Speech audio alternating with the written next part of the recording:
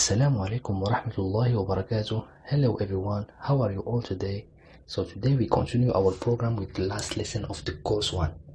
In the previous lesson, we learned about observational studies, where we only collect information without touching anything. Today, we move to the second big family of study design, interventional studies. So these are really important because they allow us to test treatments and understand if they really work. So first, remember that medical research is divided into two main types, observational studies and interventional.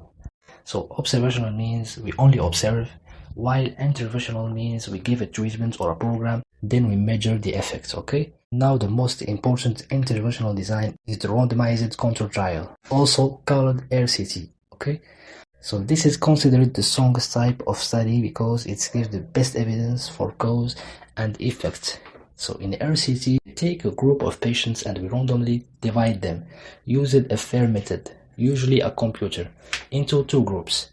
One group receives the new treatment and the other group receives either a standard treatment or a placebo. So this randomization is important because it makes the both groups similar so that any difference we see at the end is most likely due to the treatment itself. After randomization comes the control group. So without a control group, we cannot know if the improvement is really from the treatment or just natural healing. Following that, we have blinding.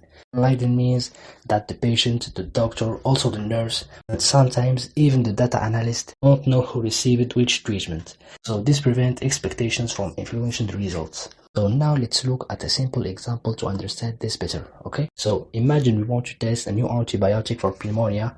We include 400 patients and randomly assign 200 to receive the new antibiotic and 200 to receive the standard one. So both medicines look the same, so no one knows which one is which. After 7 days, so if recovery is higher in the new antibiotic group and the study is well designed, we can say that the new treatment really works better, okay? So after understanding RCTs, so let's move to the other interventional designs that we use when the RCTs is not possible. So the first one is the before-after design, also called pre-post. So here we measure patient before a treatment, then give the treatment, then we measure again.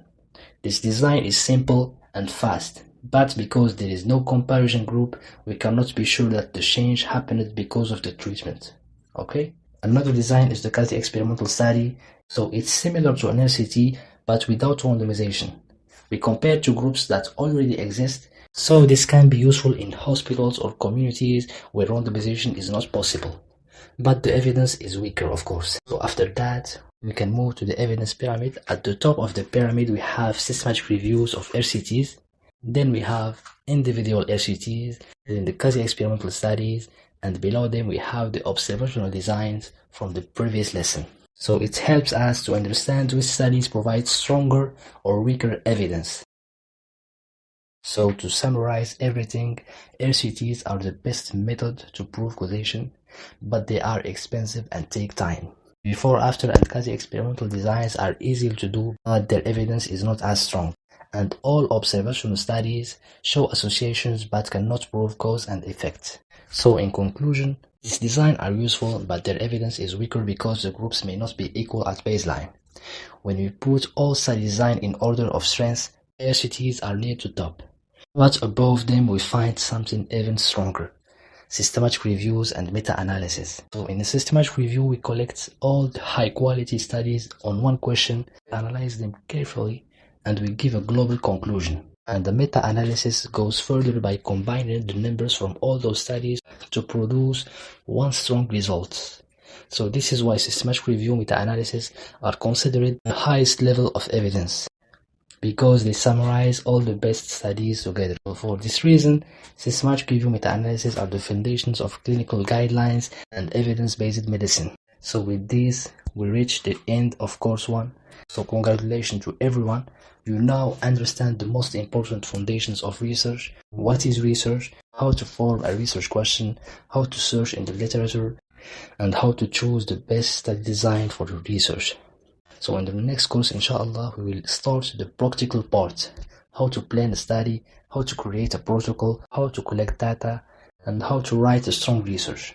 So thank you so much for staying with me all this course. I wish you all the best and success, and see you soon in the next course, inshallah.